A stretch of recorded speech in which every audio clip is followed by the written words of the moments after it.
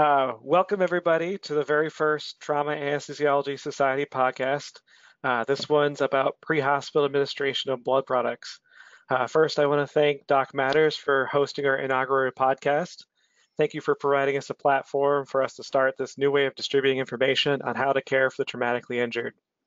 Second, I want to introduce our distinguished guests in no particular order. Dr. Dante Ye is a trauma and acute care surgeon at Ryder Trauma Center in Miami, Florida. He is the Associate Program Director for the General Surgery Residency at the University of Miami Hospital, Jackson Memorial Hospital. He started his surgical career at the University of Miami, but completed trauma and critical care fellowships at the University of California, San Francisco. He has over 110 peer-reviewed publications in his field, and his research interests include surgical education and critical care nutrition. Dr. Kevin Blaine is a trauma anesthesiologist and intensivist. He is currently an assistant professor at the Keck School of Medicine at University of Southern California. I personally had the opportunity to meet him when we spoke in Columbia back in February.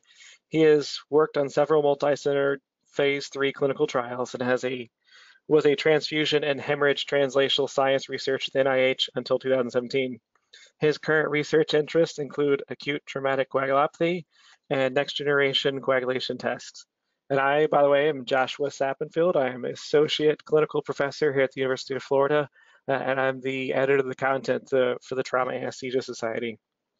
Both my speakers, Dr. Dante Ye and Dr. Kevin Blaine, wrote the pro-con editorials for our society on the PAMPER trial earlier last year. As the title of this podcast suggests, we will be discussing pre-hospital administration of blood products. And Dr. Ye, for our first questions, we'll start with you. What do you think we're doing by giving factor replacement in major trauma? More simply put, how does it work? All right. Well, thank you for this opportunity. To answer your question, I'm going to focus specifically on factor replacements. We're not going to talk about red blood cells or TXA when I respond to this question. I think there's two things that we're doing. Number one, we're providing volume expansion in a non-crystalloid fashion. And number two, I believe that we're treating or preventing the acute traumatic coagulopathy, something that Dr. Blaine has a lot of experience in. So as I understand it, the acute traumatic coagulopathy occurs in a fair amount of a high percentage of patients even before they receive a single drop of crystalloid. So I've read at least one study where they measured their coagulation studies out in the field right at the scene of injury, and a significant proportion of them have it.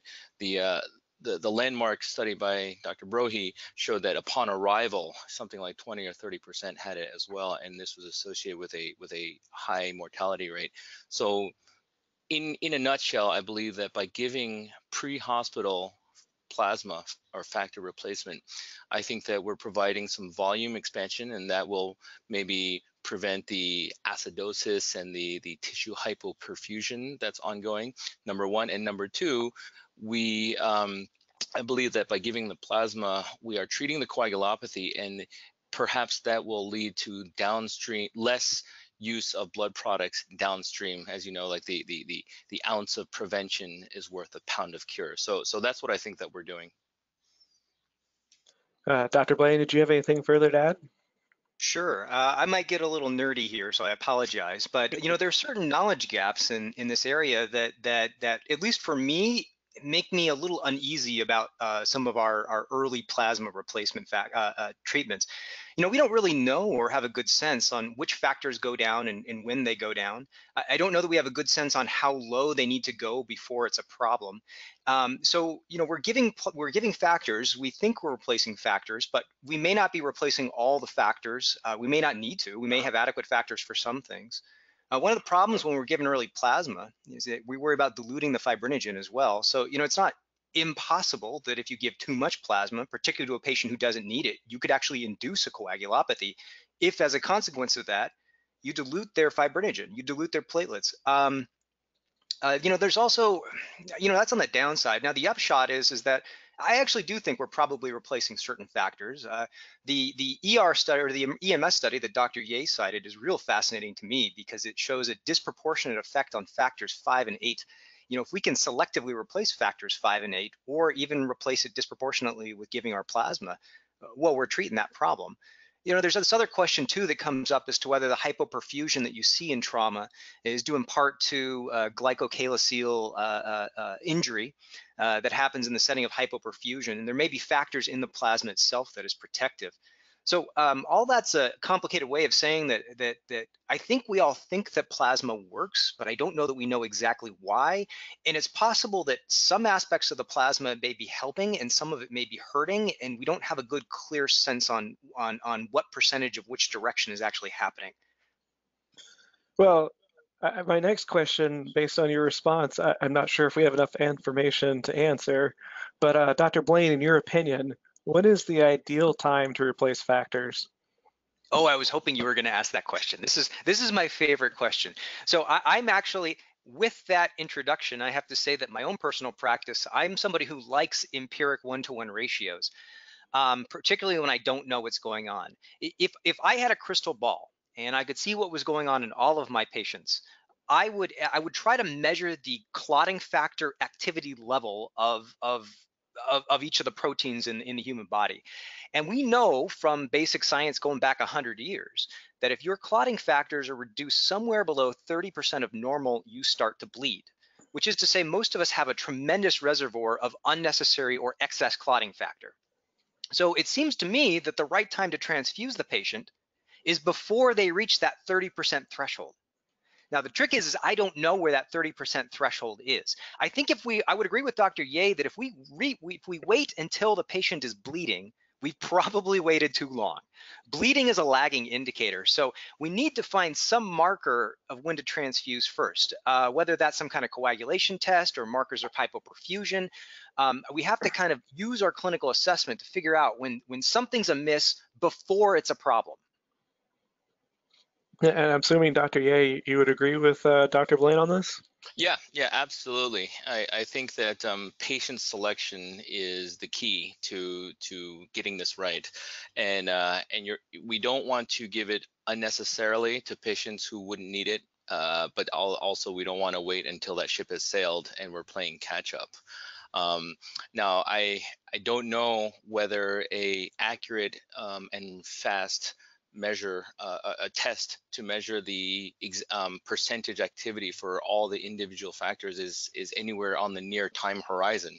I don't know about that, but I do think that when we're looking at real world practice, obviously there are things that are very obvious in basic science. There are things that gets translated, and then there are things that in clinical practice, a lot of the stuff that we see at the bench doesn't really pan out. And I wonder whether we need to be so detailed and so perfect in terms of titrating. Oh, this patient definitely has a factor 9. We're just going to give some factor 9.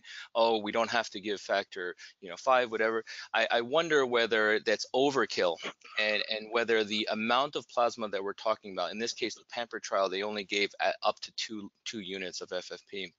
I wonder whether we're trying to become too perfect, and whether in the real world good enough it could save a lot of lives.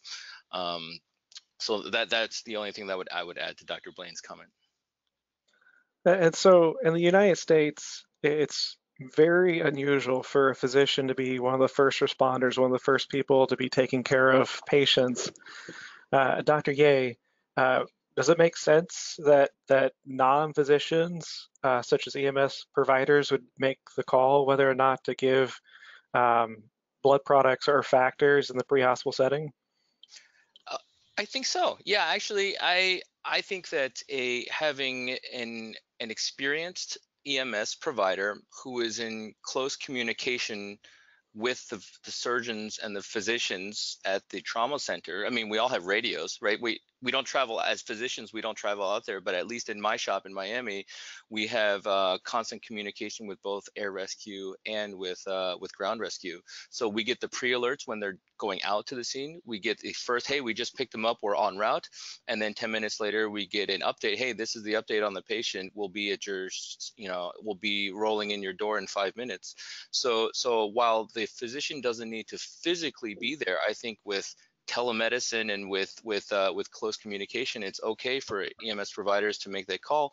And furthermore, there are scoring systems. So if we developed prediction scoring systems, we could reasonably feasibly take clinician judgment out of it and just go by clinical signs, ISTAT values, or even artificial intelligence or machine learning to recognize patterns that we can't even recognize as humans.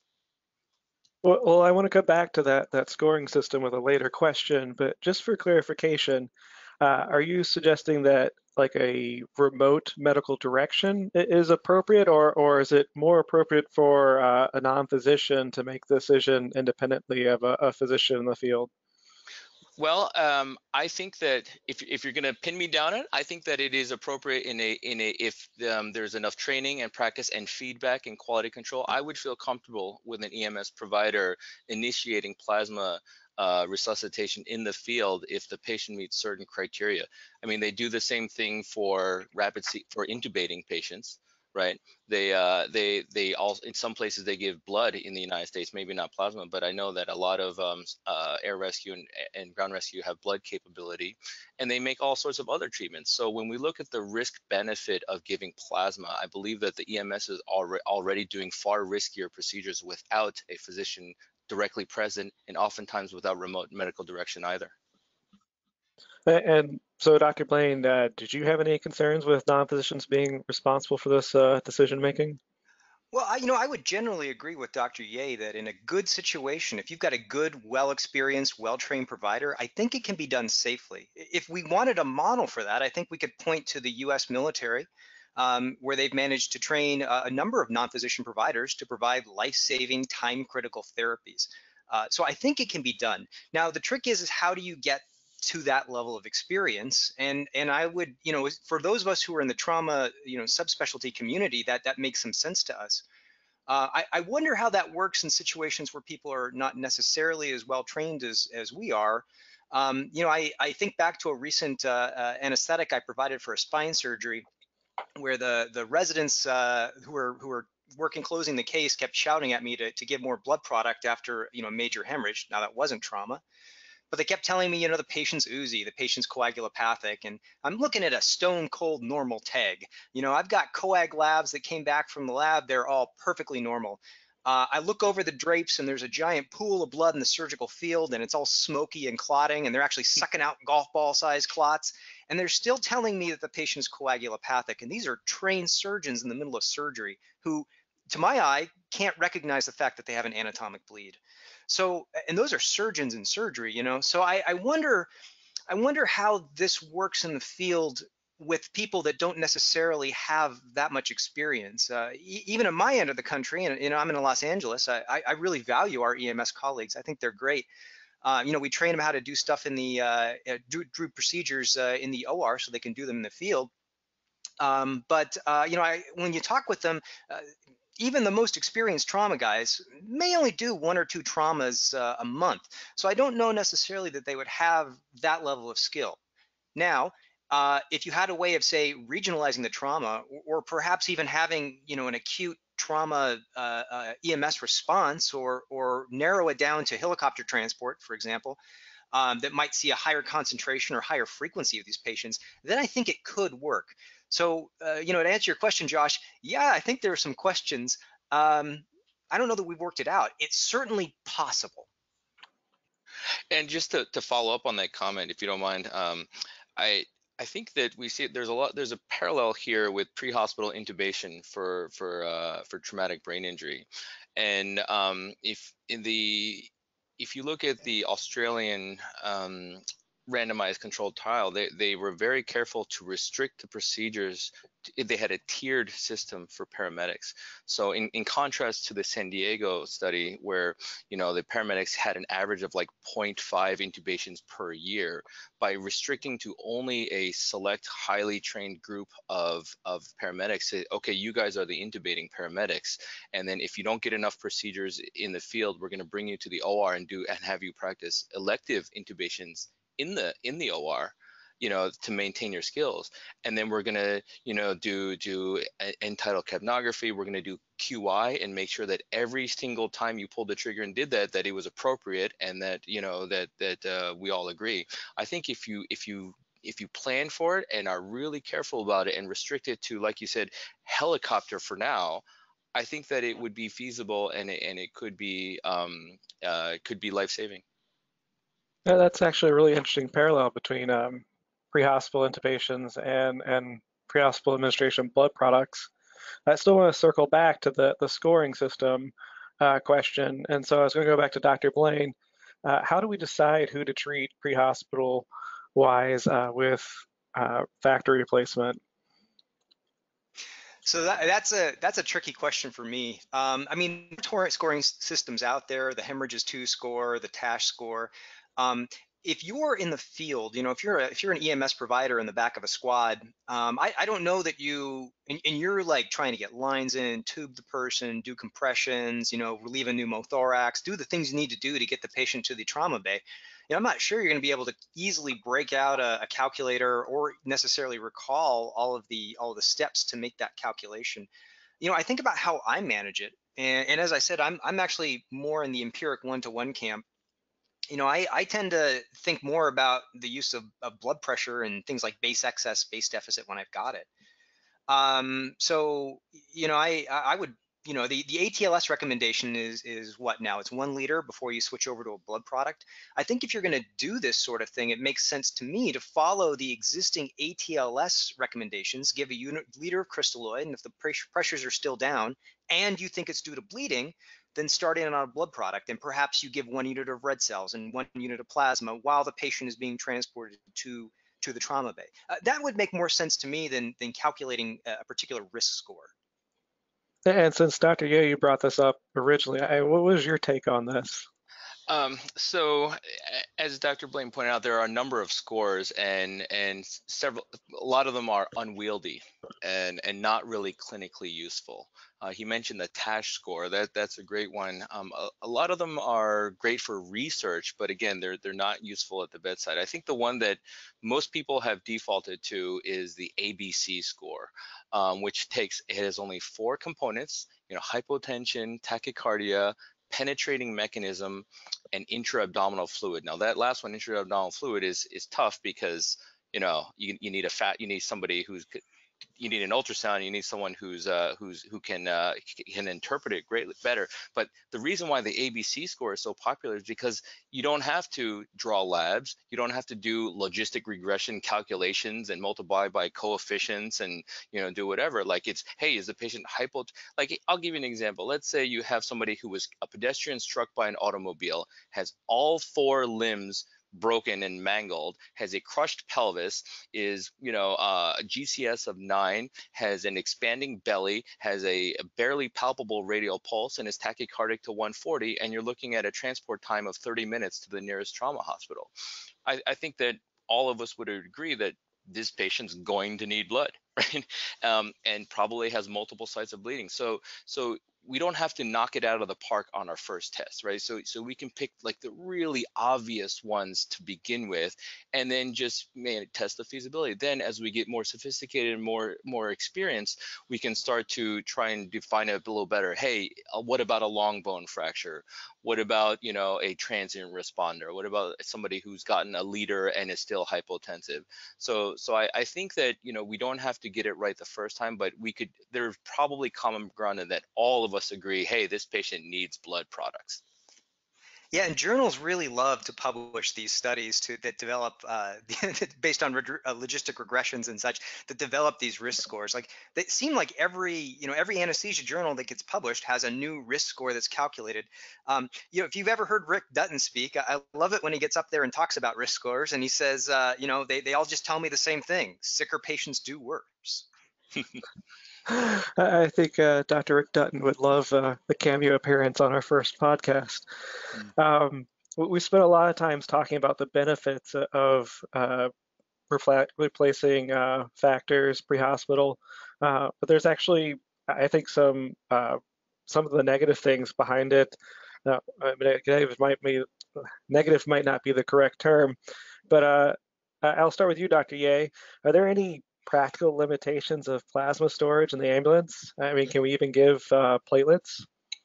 So I'm not even going to touch platelets right now because I don't know that anybody is routinely giving them. If they are, please contact me. I'd love to learn more. But I don't think that platelets are routinely being brought out in the civilian sector. Definitely not in the United States, as far as I'm aware.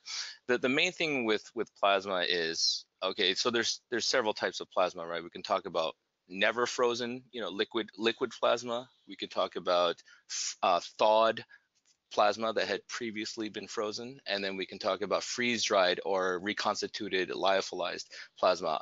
Specifically, when you're talking about thawed plasma, the practical limitations are you need to have a very close coordination with your blood bank to limit the risk of wastage. I think that's forget about the transmission of disease and those trolley and taco, but if you're just talking about utilization and wastage, you're bringing out either AB or low titer B, which is a very precious resource, right? This is not something that you want to just be giving out like candy. So the main concern I think a lot of people have is about, hey, how's this going to affect our supply, and are we going to be wasting a lot?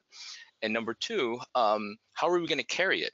So we need to have it in a temperature controlled box that has to have a log, and so we can make sure there's no temperature deviations, and that it's not heavy, it's not going to weigh down the helicopter. So there are all sorts of logistical concerns, which I have to admit I'm not aware, I'm not experienced in all the little nitty gritty details about it. But as far as I'm aware, the main thing is, hey, how often do you need to swap out the thawed plasma? Like I've been holding on to this plasma in the helicopter or at the air medical base for 2 days now. It's been thawed for 2 days. It's approaching, there are 5 days. It's approaching the end of its lifespan. How am I gonna give it back to the blood bank so that they can use it so it doesn't get wasted? So those are the main things. I don't know anything about platelets transfusion in the pre-hospital setting. How about you, Dr. Blaine? Well, I mean, that was a pretty good discussion of all the logistic problems. I mean, if you ever want to annoy your blood bankers, you can start talking about how we should just do this and not worry about all the quality controls that they have to deal with the FDA. I mean, Yeah. there's a lot those poor people have to go through. So I don't know. Sometimes that might be funny, but there's other considerations as well. Plasma is not necessarily the safest blood product, and some of the problems that you could potentially see if you just blindly transfused it. Particularly if you got a patient who didn't actually need it. You worry about trolley, you worry about immune modulation. There could possibly be mismatches if for some reason you're at a center that's not using AB. You might be a center that's using a different type of plasma, maybe just A or so. So you could get into complications that are just related to the blood product itself that you didn't necessarily anticipate because you had remote providers administering it. What else? The platelets are real fascinating. I'm also kind of in the dark on platelets, but you look at this topic of cold storage of platelets, and if you could extend the platelet length on that, oh, that would be great. I don't know what happens when you say put it in the back of a helicopter, platelets or plasma, and you take it up to altitude and it's exposed to all that sunlight, and it's a lightweight, not insulated refrigerator. That's a major concern. Cost. Cost is probably not the worst thing. It's probably donor availability, particularly for the AB donors. And so it sounds like there'd be a huge advantage for hemostatic drugs like Kcentra as opposed to FFP. Oh, I like the idea. Let me not get too excited about this. I like the idea of including a hemostatic drug like Kcentra, something that's lightweight, that could be stored under more predictable conditions, that isn't going to tap our donor supply. My concern with that is that I think the use of Kcentra in trauma has really outstripped the data that support it. So we're in that area of thinking like, well, maybe this will work and maybe it won't. How confident are we that we're going to do that? That we're going to add the expense of a couple thousand US dollars of Kcentra onto an ambulance or onto a helicopter where it might be used appropriately or it might not, and it might save a life and it might not. Um, I'm guardedly very excited for the use of these products, but I don't know that I'm sold on them. And Dr. Blaine, you kind of touched on something I want to highlight a little bit further. I mean, management of complications from blood products is always a concern. How would non-physicians manage complications from transfusions in the pre-hospital setting? I would imagine that they would probably do the same things they're doing anyway. If a patient is in shock, I'm sure they're supporting their blood pressure. If the patient is in respiratory distress, they're intubating them. I think that an EMS provider is probably well equipped to manage the acute manifestation of a transfusion reaction. The real issue is did they get a transfusion reaction that was otherwise avoidable? And that's a difficult one to answer. Dr. Ye, did you have anything further to add? Yeah, I share Dr. Blaine's guarded enthusiasm, and I always when we have moved towards this kind of plasma first mentality, I'm always reminded of a case that I had when I was a fellow, where we gave plasma first to a young woman who was a bicyclist struck by an automobile and came in with some pelvic pain, and you know, I was working her up. I was in the ED as the fellow, and she dropped her pressure once to like the 80s, and gave her a unit of plasma, and then we headed towards the CT scanner, and she developed a really bad trolley, and actually she was foaming. By the time, you know, we recognized that we were in the control room, she was foaming at the mouth. The anesthesiologist couldn't intubate her, and we had to do a crike on the table, and she ended up developing a noxic brain injury, and all she had basically was like a non-displaced pubic rami fracture. So this is a traumatic event in my personal, you know, career that I'm always thinking back to.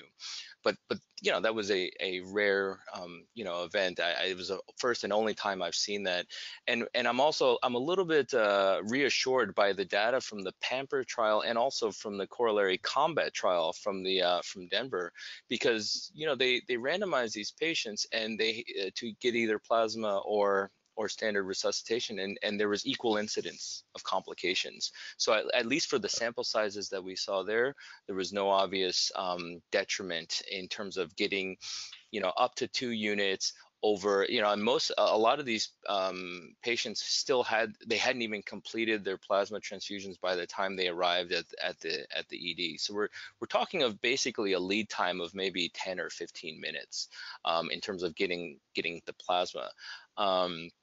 And so I also think that it's going to be like really hard to tell is this patient having a transfusion reaction? I mean, okay, hypotension and shock and respiratory symptoms. It's like, should I stop the transfusion, or should I give them more because they're bleeding? Like, I don't know. I wouldn't even imagine how you could distinguish the difference, especially in the back of an ambulance or up in the air, you know, racing towards the trauma center. I don't even know that it would be on my radar to distinguish between a transfusion reaction and evolution of their trauma. Well, I think that answers all the questions that I had. Did either you, Doctors Blaine or Dr. Ye, have any further comments that you want to make? I think this is a really fascinating topic. I got to admit, I'm generally supportive of the whole concept. I think this is a great way to go. Where I have concerns are not as a clinician. As a clinician, I'm very enthusiastic. As a scientist, I worry that the data itself aren't quite there yet. And I look at all of the things we've done in medicine where we sort of jumped the gun and we've instituted too broadly what was basically an experimental therapy. You know, you point to glucose in the ICU or the aggressive use of factor 7 in our trauma world that subsequently was found to have some problems, you know. So I'm very enthusiastic, but I want to see more data before I'll do this comfortably. Recognizing that there may be certain circumstances where you have to just simply ignore the data or ignore your own doubts and treat the patient. It's the widespread use that has me a little bit concerned. Not that that's happening yet. I'm just arguing against that point. So I agree with nearly everything that Dr. Blaine said. I think that I definitely recall as a resident going around and trying to do tight glycemic control on everyone when that landmark Vandenberg trial came out. And then we learned later on that we were probably harming patients at the time. So one trial I don't think should change clinical practice across the board, but I think it's important to really drill down and look at the nuances of the study, right? Look at the circumstances under which the study was performed. We have prolonged transport times, air rescue, mature trauma centers. They all have, standardized operating procedures. I think I would definitely not support rolling out pre-hospital plasma to everybody in this country for every trauma patient in an unselected manner. But if we can approach the conditions of the PAMPER trial, I think that would be a logical place to start, and then to gradually creep our way out. And I think one thing that is similar how, like critical care is really a concept and not a location, right? So we can provide critical care on the floor, we can provide it in the ED. I think that blood transfusion therapy is a matter of, of indication and time, not necessarily location. So again, if we were like the UK, if we were sending physicians out to the field, and the physician looks at it and the surgeon or the anesthesiologist says this patient needs plasma, I don't think it would be all that controversial. But it's just the fact that they're out there and we're in here that we're sort of I don't know. But I think a good place to start, if you're going to start giving plasma in the field, I think it would be a good quality improvement is to look at how many of them then go on once they arrive at the hospital. What happens to that patient? Do they require additional blood? Like if you started plasma in the field and then they arrived and they went straight to the operating room and got another 18 units of blood and plasma, I think it was probably appropriate to start it earlier, because for the patients that need it, earlier is better. But if they got 1 unit of plasma, came to your trauma center, they shut off the plasma, didn't require anything else, and then were discharged home, well, then you really need to look at your indications and make sure that you're not over transfusing. So that's all I wanted to add on to Dr. Blaine's comment. Well, this concludes our first podcast then for the Trauma Anesthesiology Society. Thank you again, Drs. Ye and Dr. Blaine, for your time. It was a pleasure discussing this topic with you. If anyone has any questions after listening to this podcast that would like to address it to our speakers, please send them in the comments below, and we'll forward them on to the presenters so that we can answer your questions at a later time.